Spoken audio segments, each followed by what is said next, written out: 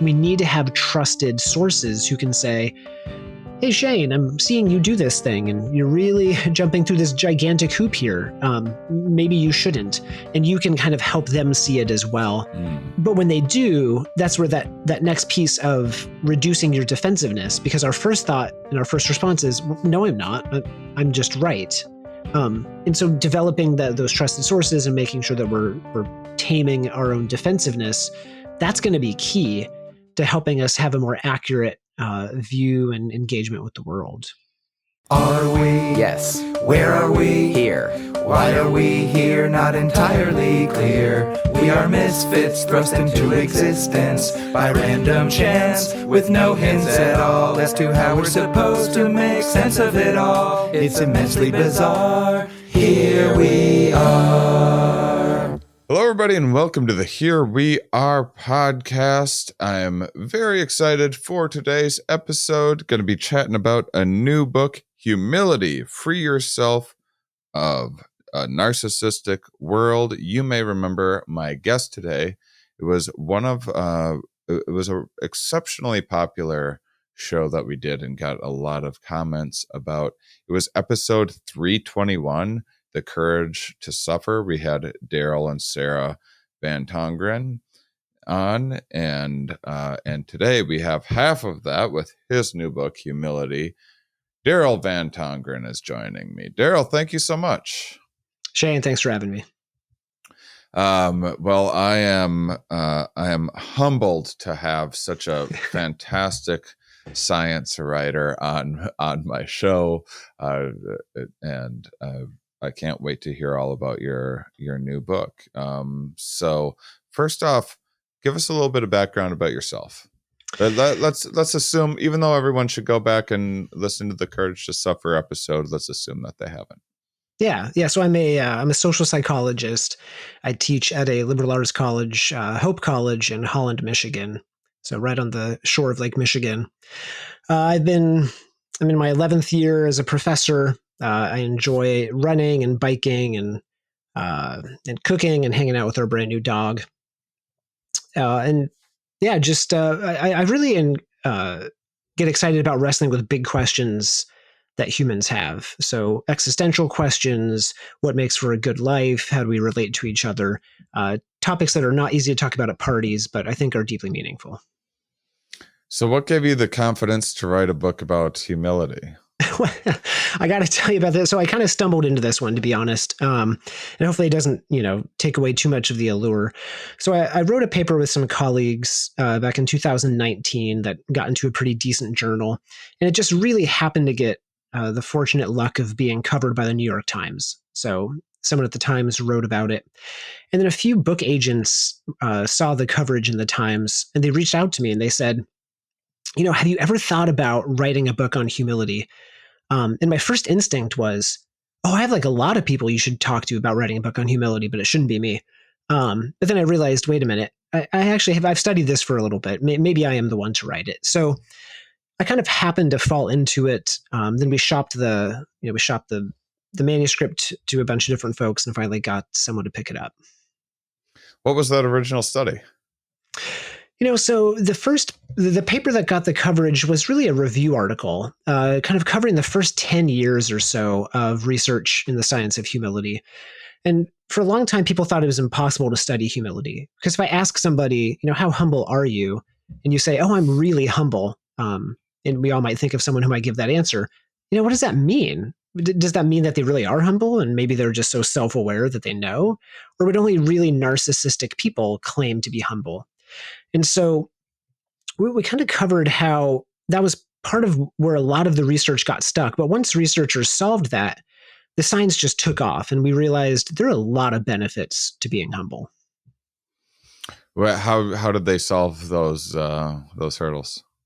Yeah, so there's a few ways of doing it. So one is through a process called kind of triangulation. So I can give you a scale and you tell me how humble you are. Then I can ask people who know you well, whether that's a romantic partner or a friend or a boss, and they can rate you. And then maybe we also look at your actual behavior. So get you into the lab, have you interact with some other folks.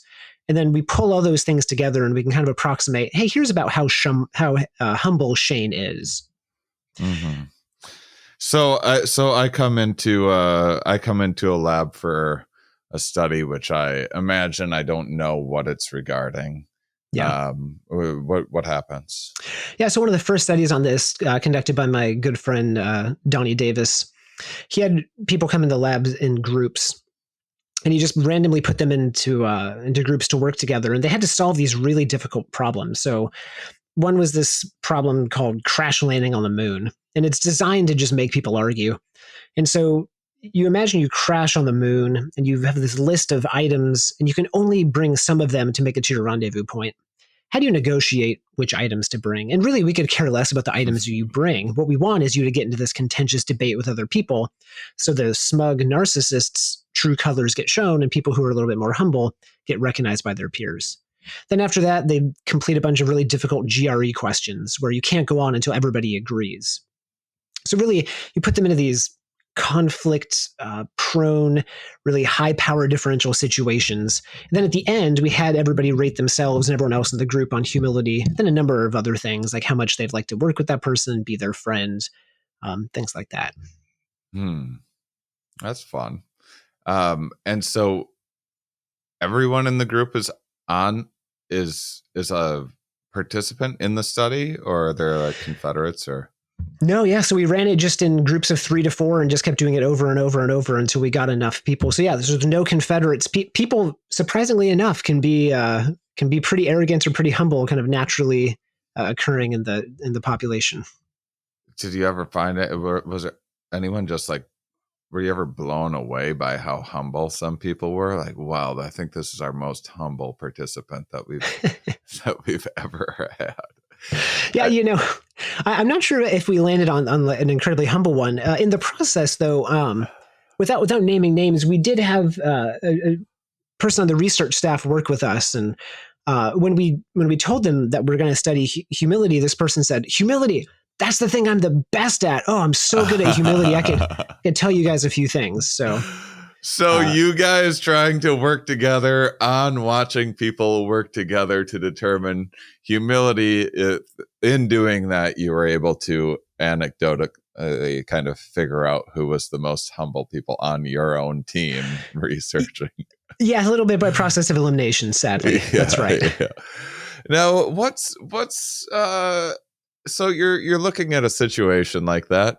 What's the difference? How are you teasing apart how the difference between shyness or low self-esteem and humility and how they're being expressed? Yeah, that's a great question. A lot of people think that humility is just kind of thinking poorly of yourself. A lot of times it's really strongly related to something in the personality literature called agreeableness, or just kind of like going along with the flow. But humility is really different. And so we can actually statistically partition those things out, control for those things. And what we see is that humility isn't thinking less of oneself. It's not low self-esteem. Really, humility is a security that comes from knowing your right size in a situation. It's not being too big, not being too small. So we wouldn't think it's humble if a novice comes in and claims to be an expert, and everyone gets that. That's pretty easy. But we also wouldn't think it appropriate for an expert just to timidly sit in the back and not express her expertise in a certain area. And so humility is about being the right size. Huh. I mean, that's an interesting framing of it. But so what about like I don't know, Michael Jordan or someone like that who is he was the best basketball player in the entire world, maybe ever. And he had like an arrogance about him sometimes as well. He was like humble in the I mean, how do you like if someone's a really exceptional athlete and they're also a trash talker, that's not someone on the surface that I would think of as being a humble person.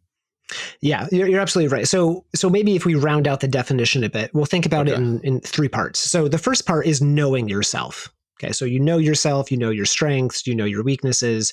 I realize I'm not good at basketball. I'm not, my athletic ability starts and ends with running, maybe. So we have to know ourselves. The second part is we have to check ourselves. So we have to restrain our selfish, egoistic motives. So we have to reel those things in.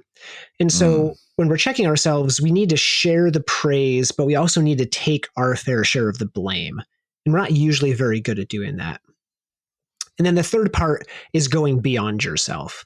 And so this is where we're thinking about and prioritizing the needs of other people as much as or equal to our own needs. So we're not just thinking of ourselves, we're thinking about others. So it's knowing ourselves, checking ourselves, and going beyond ourselves. So maybe Michael Jordan knew that he was the best, and he had that part down. And it's hard to argue with. He's amazing. But I'm not sure in those situations if he necessarily checked himself or went beyond himself as much as perhaps he could. Yeah. I mean, he really needed to be trained to share the ball and work with his teammates more and stuff. Well, also, gosh, it also seems a hair tricky to pin it. Like I get basically the kind of the two aspects of the surveys where someone's kind of rating themselves and then having others rate them, as questionable as kind of any of those things can be. I almost think that you would glean more information from those than watching someone in a lab. I mean, humility seems so context dependent and so like, I mean, man, how humble I am. It's like, it depends on what time of the day you're asking me. It depends on like if I have a couple beers in me. It depends on how well I did it stand up the night before or something. And how many people did I draw in? How well were my jokes received? And to be like, am I say humble comedian or something? I was like, well, so much depends on I've had ebbs and flows in my career, and I would say I'm probably more humble when I'm having a little dip or a plateau in a stage in my career, and maybe a little less humble when I have a bunch of things happening and taking off and catching some breaks. Yeah, I think you've nailed it. I really think you have. I completely agree. Humility really is context and relationship dependent. And even within relationships, maybe there's certain times you're more humble and other times you're a little bit more arrogant or self-centered. And so, we can kind of think about it as maybe it's a state, right? And maybe it's the psychological state that we move in and out of. And people who are humble are just people who on average across relationships and on average across contexts seem to be more in that state than less in that state. So they just kind of, with more people and over time, they just happen to be acting and expressing humility and acting more humbly more often. So the first interview I ever did on humility, we had done this study where we showed that people prefer dating partners that are more humble relative to arrogant dating partners. And I had this interview and people really liked it because anytime you're talking about romance, that just sells. And so it was on a Friday and I had promised my wife we were going to go to the beach. And I was like, oh yeah, this interview will just take a few minutes, and it ended up taking like 90 minutes. And so my wife was waiting this whole time. We were supposed to pack lunches together. She packed all the lunches. She got all the beach stuff together. She was very patiently waiting. At the end of the interviewer said, are you any more humble because you study humility? And I'm thinking like, oh, this is going to be great. She's like, would you be willing to ask your wife how humble you are? I said, of course I'd be willing to ask this is no problem. So she's like, okay, follow up with me. So keep in mind, my wife's been waiting for 90 minutes. While I do this self-promoting interview. She's packed all the lunches.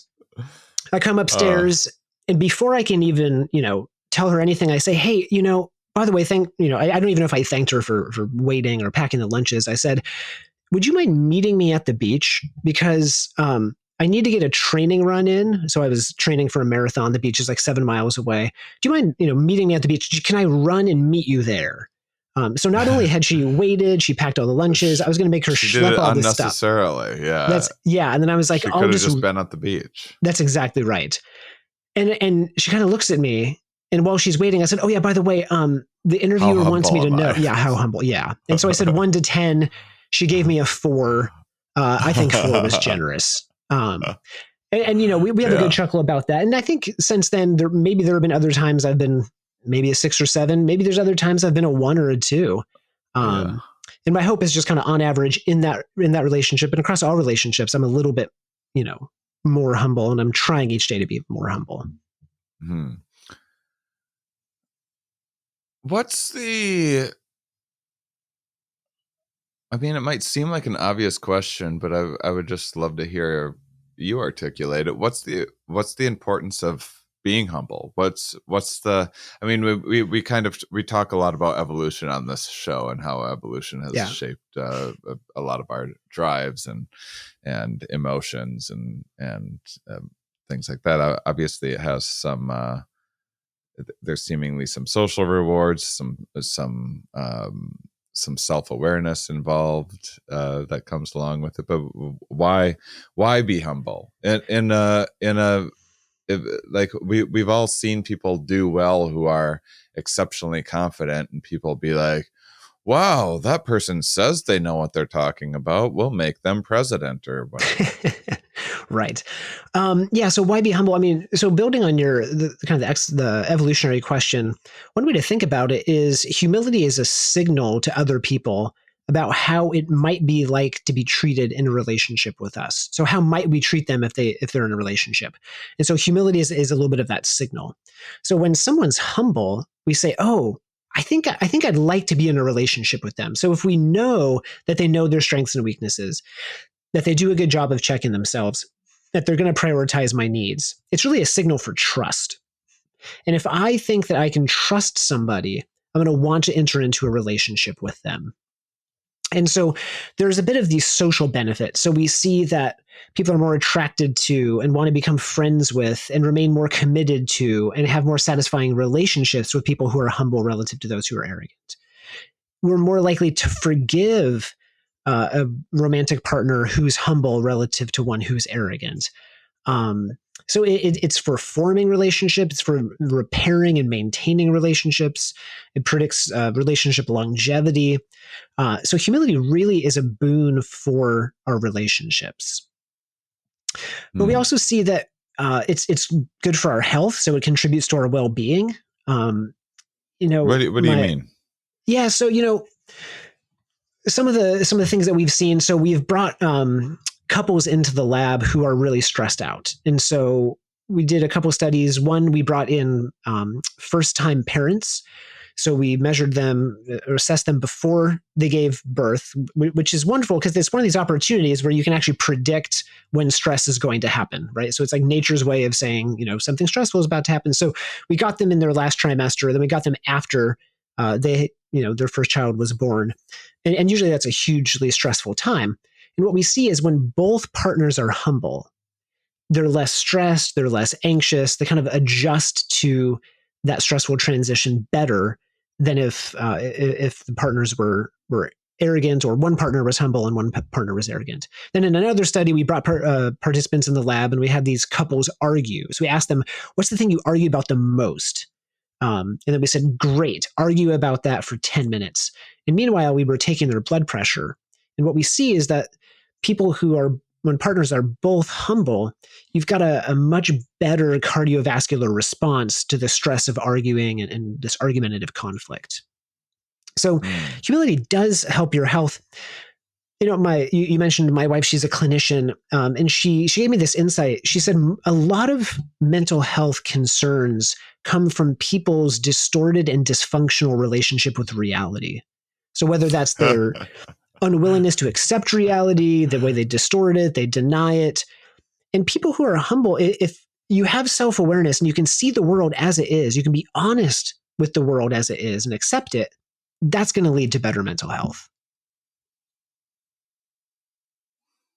So mental health is impossible, is what you're telling me. I mean, that's real tricky. That is very tricky. It,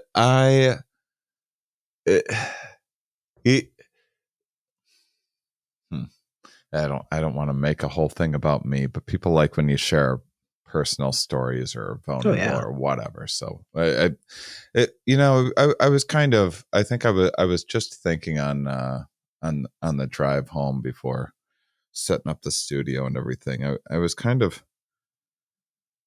I've always had some kind of low self-esteem issues, but it's weird because it's not that I think I'm less than others or something like that, or that I don't have some fine skills or whatever. And I seem to be well liked by people generally, and have a lot of friends and stuff. But it's just, I've just always looked at life as a just impossible situation that I'm stuck in, and it's just life just seems endlessly, just overwhelmingly complicated, and I think that I think that my biggest concern is I feel like people don't notice that as much as I wish that they did. It seems like there's we study. I really love the evolution of self-deception research, and kind of some of the social benefits of maybe thinking you're a hair smarter or a better driver or more attractive by like 10 or 20% than you actually are. And I don't know if that's made me less or more aware, or I don't necessarily trust my self-assessments, but it sure seems like there's a lot of people going about where, like, boy, that person has a lot of unearned confidence and pride in their, and it's like, it's a little scary. Not like not from like, oh geez, this person's a narcissist. Like, oh my gosh, we are steering toward a cliff, and no one seems to realize it, sort of point of view. So I don't know. Maybe I'm just talking to you because I know your wife's a therapist, and that's this is like one level away from me getting therapy or something. That's right. Hopefully something's rubbed off on me that I can. Yeah, well, I mean, Shane, I think you actually bring up two really, really important points. So I think one is, you've named it. We've got all these cognitive biases that allow us to live in this world of delusion, which makes the moving sidewalk of our culture shift us away from humility. So we're always going to have to be working against our cognitive biases, working against the cultural pressures for self-aggrandizement and narcissism. And so it's always going to be this big effort if we're going to want to try to develop and maintain humility. I think the second thing, and we can talk about this whenever, but there's different types of humility. And I think you named one of my favorite, and I think you've got it. I actually do. And this is from interactions we've had before by listening to your podcast. I think, Shane, you have a deep sense of what we would call existential humility. So you realize that the world, the universe is vast, and you occupy but a small part of it. And there's so much more to the world than what you can understand. And sometimes being the right size there's so little I could do to feel less significant. There's nothing I could accomplish that would ever change that. It's just it's a part of who I am. Yeah. And I mean, and when you can get to a certain point, it actually can be freeing to realize and kind of bask in your, at least in me, in my own insignificance, like realizing the trees have been here long before I have, and the trees will be here long after I'm gone. I just actually take a lot of joy and pleasure in knowing I'm going to be forgotten. And so as royally as I kind of mess things up, there's something about it. Yeah. The world's going to keep spinning. Yeah. So that's really interesting that there's different types of humility. Why don't we list those? Yeah, so we talked about the existential. Probably the most common, the place that people mostly think about humility is what we'd call relational humility. So this is humility that shows up in our relationships. It's where we're able to prioritize the needs of other people. We're able to value them, be empathic towards them, see their perspective, put their needs kind of equal to, if not ahead of our own. There's also intellectual humility. So this is humility around ideas or beliefs. So people who are intellectually humble are curious.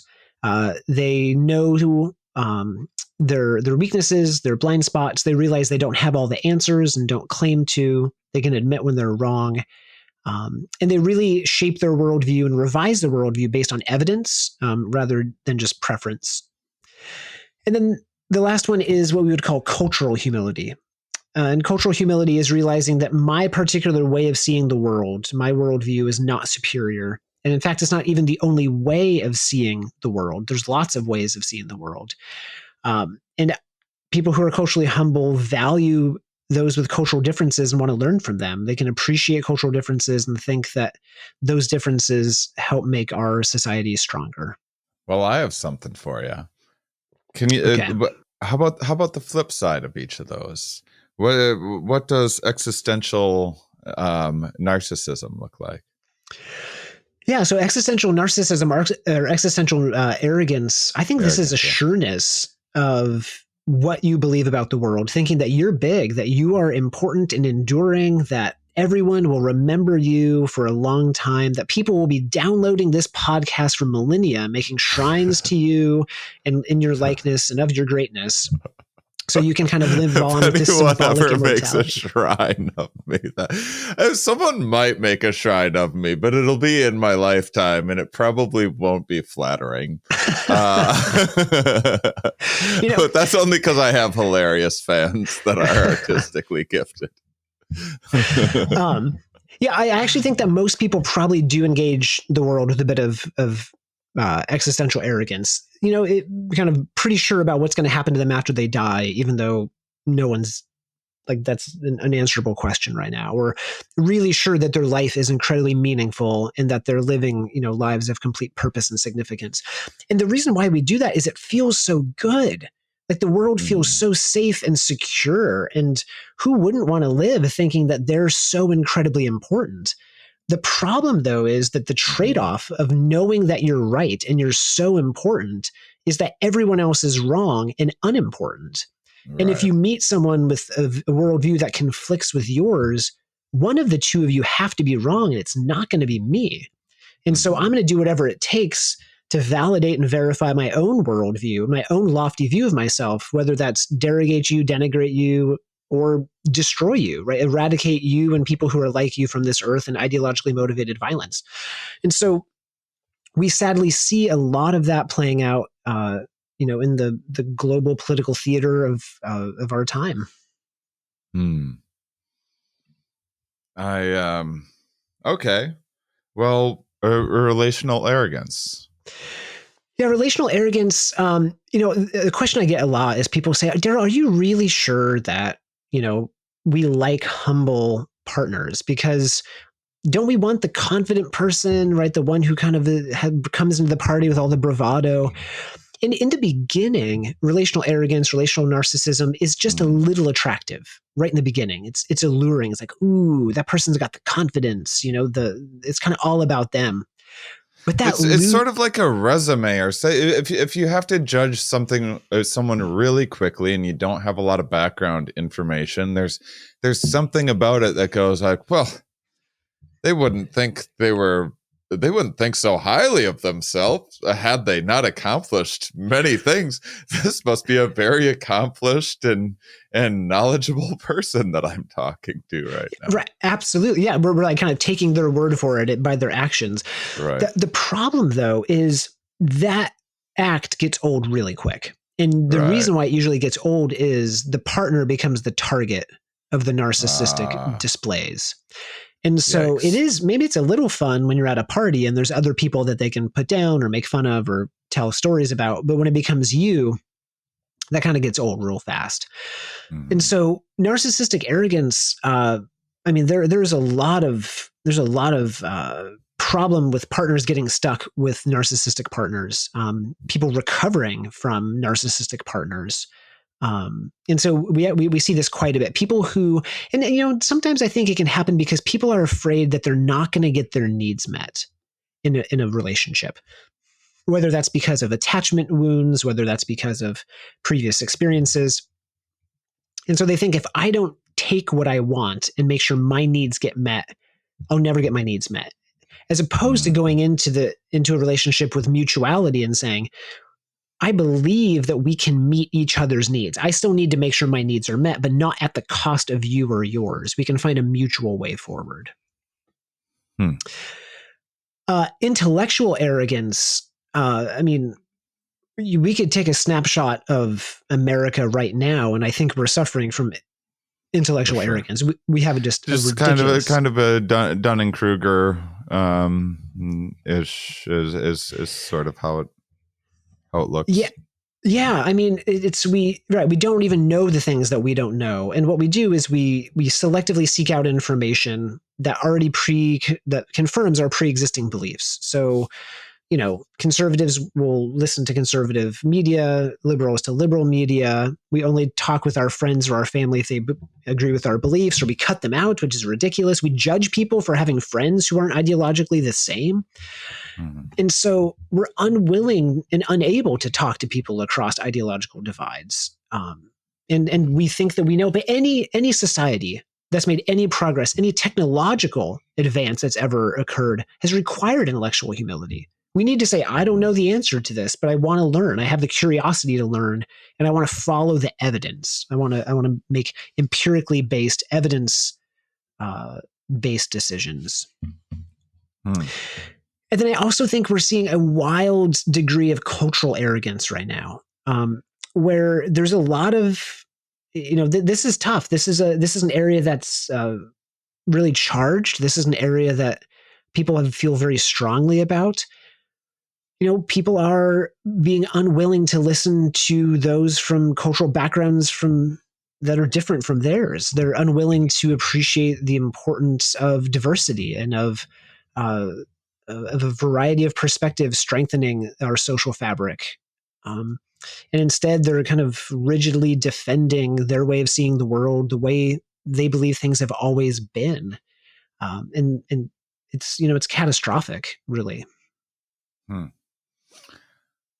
How's your book structured? Like, walk me through the outline. Yeah. So the way the book is structured is, I first kind of give a definition of, of what humility is. So I set up what it is, and I set up, what it's not. And one thing in this first part that I was, that I want to make sure that, folks that are listening really understand is, a lot of times humility has gotten a bad rap. Okay. And it is kind of a tough sell because, a lot of people have these misunderstandings for what humility is. And so a lot of people think that humility is, humiliation. And so it's like, oh, I've been humbled when I was at work and I made a fool of myself in this meeting. And then, I was humbled. That's being humiliated. That's not humble. And then the other place where I think it's a little bit of a tough sell is, I think it's been used as a tool of oppression in the past. And so people have been told, you need to be humble. And so usually it's been used against marginalized or minoritized groups from dominant majority groups, saying you should be humble. And so, I'm a white male. And so me trying to tell people, hey, humility is this really good thing, I think there can be some concern of, well, historically, majority groups have told us to be humbled in order for us to stay in line. And that's why I mentioned in the book, humility, if we shouldn't go around telling other people to be humble, although ironically, that's what I'm doing in my book. We should try to cultivate humility ourselves. This is something that it's a project for us to work on. Don't give it to your father-in-law or your mother-in-law and say, hey, you should work on this, right? It's something for you, for me, actually. So this is what I'm going to do is I'm going to give someone a gift for, like, if I have like, say I'm dating someone or something like that, when Christmas rolls around, I'll get them your book as a present, and then I'll be like, it's actually for me. Yes. Your gift is I'm going to read this book. That's exactly right. That's right. You're welcome, because I'm going to be that much better. I love it. So much better. Yeah. So after a quick definition, the first part are the benefits of humility. So where we actually see humility in our lives. So we see it with this awareness of ourselves and this acceptance of reality. And I spend a chapter kind of talking about what our biases are and kind of how to overcome some of our cognitive biases. Then I go into really another benefit of humility are having authentic relationships. So ones in which there's this mutuality, there's this equality, there's a respect, and people can be free to be who they are. They can be authentic in those relationships. And then I tackle ambition and achievement, because this is a place where people often get pushback. Is, a lot of people think that ambition and humility are foes, that they really can't work together, but they're actually the perfect partners. So what we actually want is confidence and ambition yoked with humility. We want leaders who are hard-driving leaders who can be humble. Those are the ones that have the best outcomes at work. Those are the ones that make the best leaders. Then the second part talks about how to cultivate humility. So I talk about the first place to start is by seeking feedback. So starting with a trusted source to give you feedback on, how humble you are, areas where you can work. We can talk about reducing our defensiveness. So when someone does give you that feedback, can you take it? Can you actually listen to them if they say, "Hey, you have a little bit of work to do to be more humble"? Then I talk about building empathy. Building empathy really might be the most critical part of humility. It's, if we can't see someone else's perspective, if we can't emotionally attune into their experience, it's going to be really hard for us to be humble. And then I talk about the importance of practicing this all the time, because again, it's a moving sidewalk. It's something I still struggle with. It's something that I continually try to work on, and I continually fail, but I try to get a little bit better. And then the final part 3, we talk about how humility can really change your life. So it can help us bridge social divides. It can help us make progress in societies, and then it can really help us build flourishing communities. So I was wondering, in those self-assessment tests that you have, I was almost going to ask you off the air, but I have another show, Mind Under Matter, that I do. Me and my co-host 𝕊𝕙𝕟𝕬𝕄𝕝, usually about once a month or a little less than that, we do some sort of survey, some sort of self-assessment thing to see if we're ADHD or where we fall on a morbid curiosity scale, or something like that. They're always a lot of fun. And so are those scales available online? Because I'll probably make a whole episode about this. I'll make sure and plug your book on there as well. Are there some things that any listener could? Yeah, absolutely. We could. So one is the relational humility scale, and I can connect with you to get you that website, and so you can take the self version, and then you can take the other version. And so, what do you mean? So what's the other version? Oh, sorry. The other version would be like you would have a friend or partner rate you. Yeah, like an other report of someone else. I see. Yeah. So we'll just put the link in the description of the show. Perfect. Awesome. I was curious, what if you can, off the top of your head, what are a couple of questions, you don't need to nail it word for word, that you would see on some self-assessment scale of humility? Yeah. So, right. So, am I putting you on the spot? Do you need a minute? Should we just look it up? You're good. So it would be something like, strangers would consider him or her, this person humble. Certain tasks are beneath them. They have a big ego. They are self-aware. They know their strengths or weaknesses. They don't like doing menial tasks. So things that you probably would be able to figure out from from just kind of interactions with people. Oh man, I think I would lose some points on the menial tasks. That's right. I might too. Does anyone love menial tasks? Yeah, that might be an item that a Person lot of us loves don't do. menial tasks. I mean, it's kind of dependent on things. I think that it becomes a little easier if, say, you're hosting a party and having some people over or something, or you're getting to you have a child that you're getting to do I feel like doing it for myself, I have a very hard time doing menial tasks. That's right.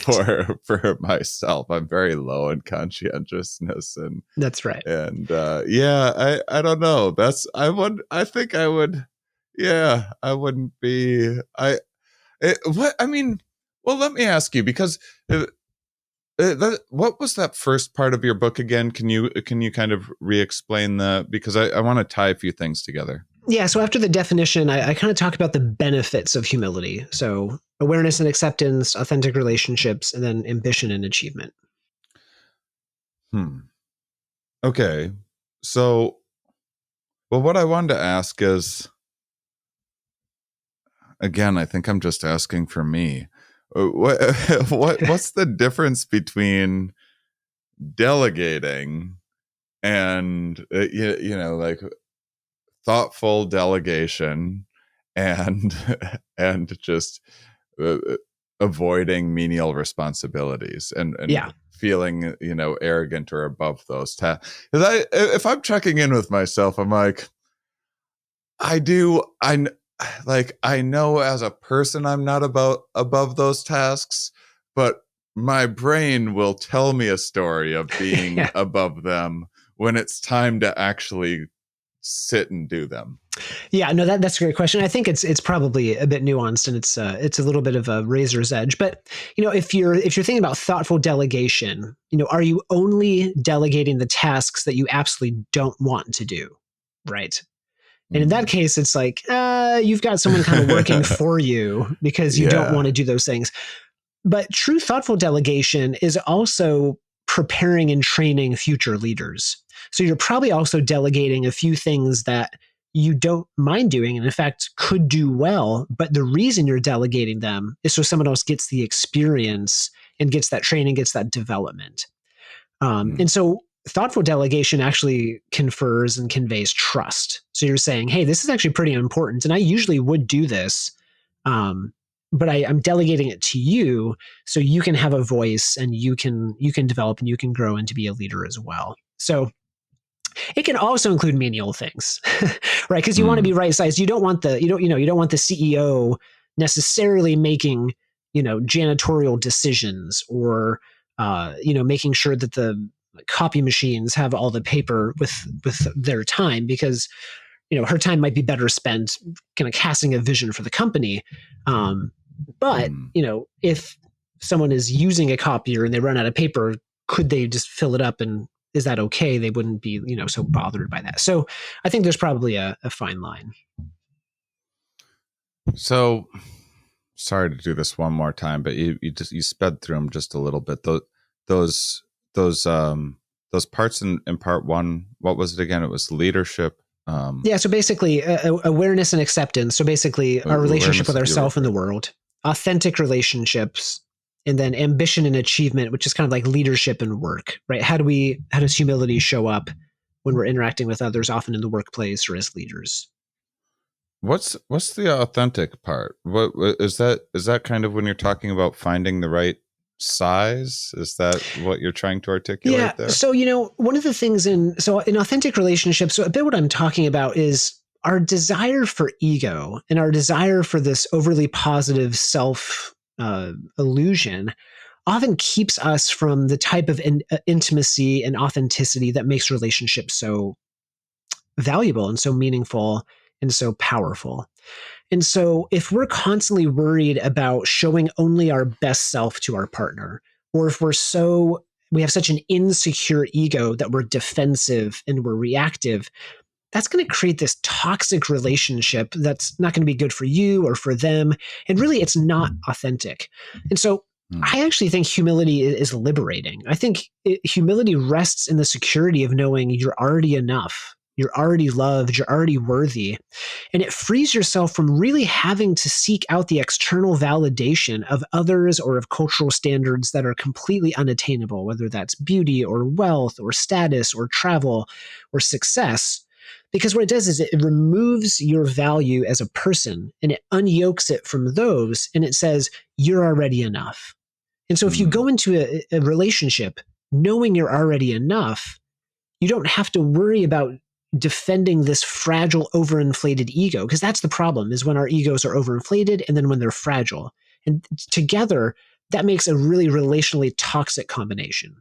Yeah, it just seems like the brain cares more sometimes about feeling right than being actually accurate. It's just I'd rather just feel right and not. I mean, it's so much easier to identify in others, where I can look at other people being like, oh my god, the hoops this person, this group of people, whatever will do to perpetuate this story, just rather than just be like, maybe I was wrong, maybe I screwed up. It's much easier to see in others than it is yourself, but you should at least notice that the human brain is pretty good at this. It can be protective in this way, and loves the story about being right more than it likes doing the work of forming more accurate mental models of the world.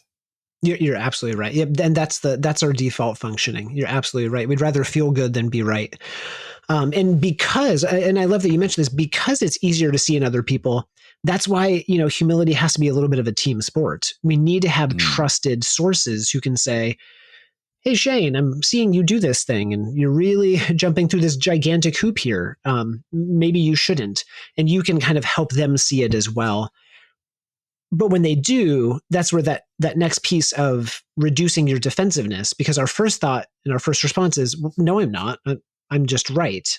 And so developing those trusted sources and making sure that we're taming our own defensiveness, that's going to be key to helping us have a more accurate view and engagement with the world. Humility in the workplace. What does that look like and how is that different from relational humility and just humility in your everyday life, where it seems like kind of historically the cliche hierarchy of, person on the floor, then the supervisor, and then the middle management, and the board, the CEO, and there's this kind of intuitive feel that you should almost expect more confidence and maybe even less humility as you work your way up that corporate ladder. Yeah, and it's tough. And this is where I think people often say, well, maybe I'll be humble at home, but at work I'm gonna be a different version of myself. But I think humility at work or among leaders is characterized by listening. So having an actual desire to hear what other people are saying and not just pretending to listen. It has to do with creating a sense of psychological safety and engagement from people with whom you work, from your followers. So making sure they feel like they can bring their needs to you, that they feel engaged with what they're doing, that there's this kind of sense of a collective. So everyone's kind of in it together. And then, I think it's also modeling that leaders don't know everything, modeling that they can be and often are wrong, and wanting feedback and input from other people. And so what we see is that combination of kind of confidence and humility. You see that workers are more productive, they're more engaged, they're more creative, and they're much more satisfied at their jobs. Yeah, we had some we mentioned this on, I guess we're sort of talking about organizational management recently, and used the examples of you may have heard of the Japanese pilots that had that had kind of the cultural status differences, where the co-pilot basically just within the culture, it was very taboo, if not kind of socially, culturally forbidden to speak up to the person that was in charge. And so there's all of these plane crashes where you hear in the black box, like the co-pilot being like, hey, what do you think about that mountain in front of us? Kind of a thing, and very, very sort of sheepish. So that would be kind of the dark side of attempting to be humble in a situation. Right. And that's right. And so if humility is being the right size, we've mostly think about, and for most people, it means kind of sizing down, right? You've named all the reasons why our sense of ego is overinflated and we need to rein that in. For some people and in some contexts, it actually means kind of sizing up, especially for people who haven't had opportunities, who have historically been neglected, haven't been offered seats at the table. For them, humility, because they know their strengths, they can step into that and they can embrace that and they can be secure in knowing that they have expertise. And they should mention if someone, literally or metaphorically is heading toward a mountain, that they need to bring their expertise to bear. And so for some people, it means right sizing up to take up the space that they've earned. So nurses kind of need to size up some, maybe doctors needing to size down a little bit in some contexts, and or at least historically. Right, exactly. Or not to make this too politically charged, but when the pandemic was unfolding, and we have these experts, we've got these great medical experts on best practices, for ways to navigate a global pandemic and health. Those are people to whom I should be listening, not my cousin, who found some type of miracle salve on the internet that's going to protect them from, this virus. And so they put a lot of hours of work into finding that salve, though. I mean, that's right. That's true. So making sure that we listen to the experts, and the experts can take up those space, and sometimes saying, look, authoritatively, this is kind of what's going on, and this is what's best for the collective good. Yeah, that's tricky, because another thing, because when you talked about marginalized groups, there's something in that I kind of remember from the first season of Here We Are. It's stuck with me that long. Where they would run kind of studies working in groups and sort of assigning various status to different people. This person's in charge. This person is on the lower rung or whatever.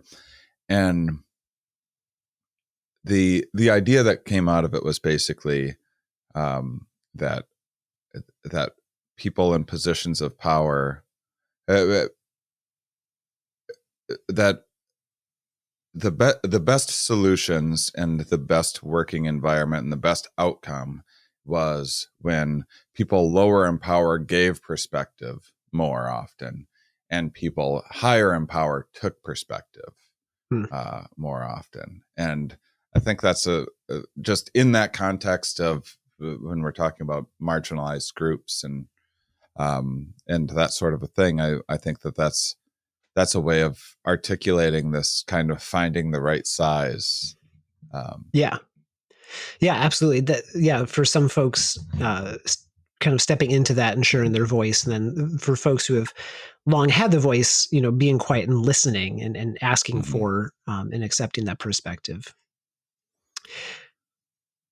Yeah, I was just going to say, Shane, there's also a situation. I don't want to also suggest that humility is always the right response in every situation. Maybe there's just some situations where we need the wisdom to realize, you know what?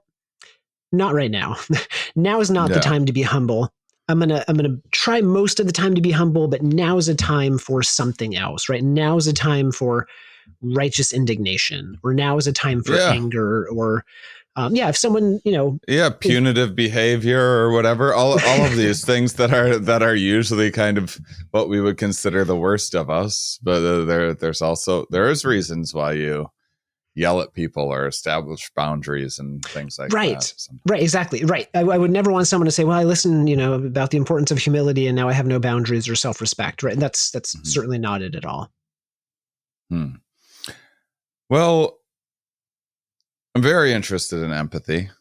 What aspects of empathy did one of the things that I like reminding people again and again, and I know most people already know this, and but it's just so important that the word empathy has this kind of humility falls into this trap too, where it sort of sounds like nice and wishy-washy and feathery or something like that, and empathy is like the ability to understand someone's mind is one of the single most important things in all of life. It's not just some feel-goodery or whatever. This is an absolutely necessary skill in life, and not just human life either. Yeah, no, absolutely. I love how you put that. And it's so absolutely critical to humility. If you can't develop empathy, you're really not going to succeed at becoming any more humble. So I think about it in two dimensions. So one is the cognitive dimension. So can I take someone else's perspective? Can I imagine what it would be like to be them? Can I see what they're seeing from their shoes? How might this be affecting them?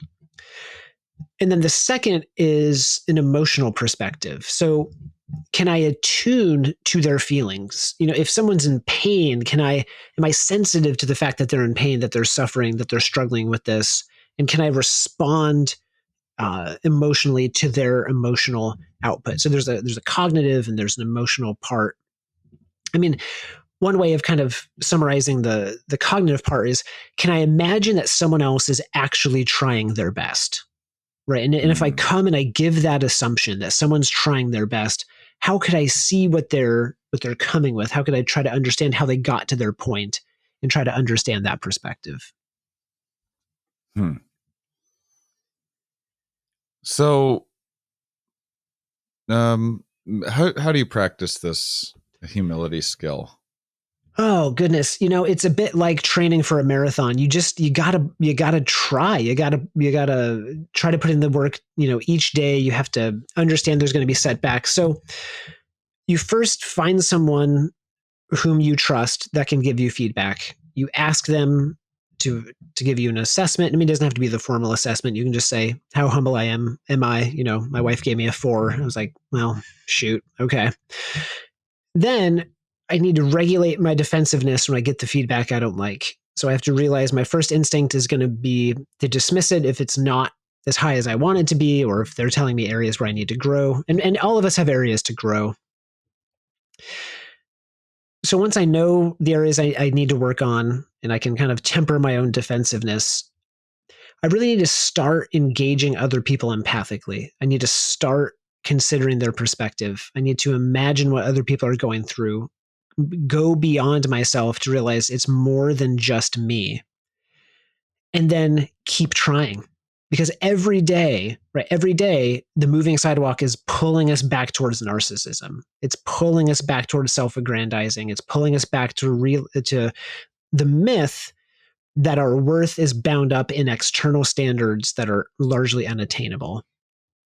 And so it takes practice, it takes consistency, and it's something that kind of takes a commitment to try to implement each day. I'm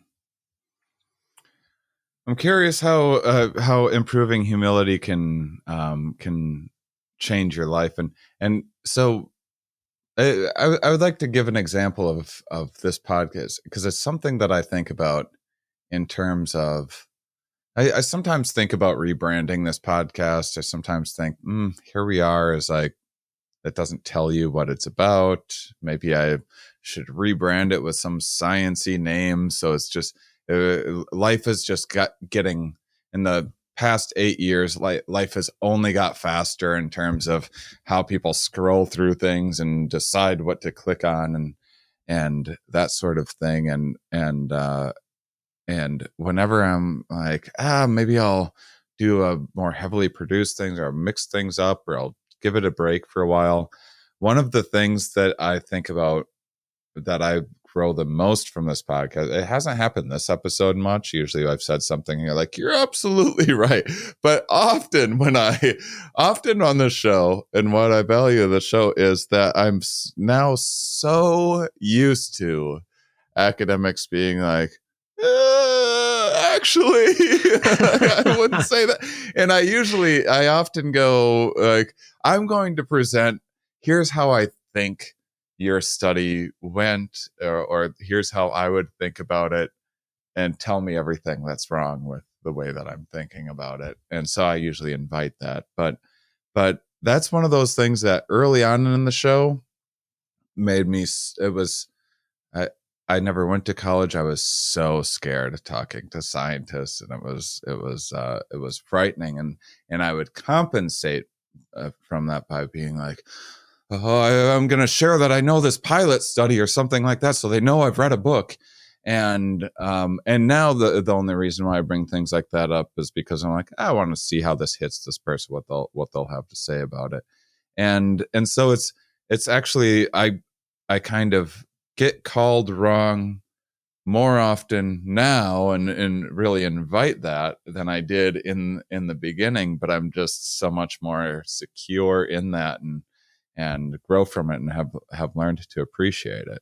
Yeah, Shane, I love that. I love that you work from a place of uncertainty and not knowing, because so many of us start from a place of knowing. Like we walk into a situation like, I know what's going on here. Let me share my wisdom with others, and I don't.